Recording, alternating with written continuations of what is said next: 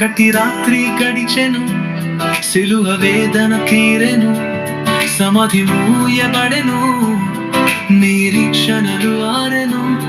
కన్నీటితో వేదనతో వేచి ఉంటిమి మేము.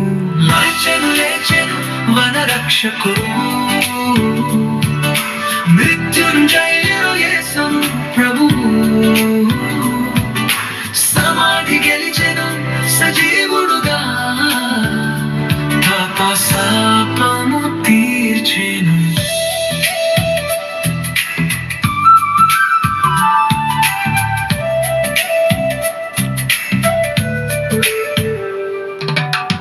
రాతిని తొలగించి దేవదూతలు శుభవార్తను తెలిపిరి. స్త్రీలు పరుగెత్తి శిష్యులకు యేసు లేచెనని చెప్పిరి.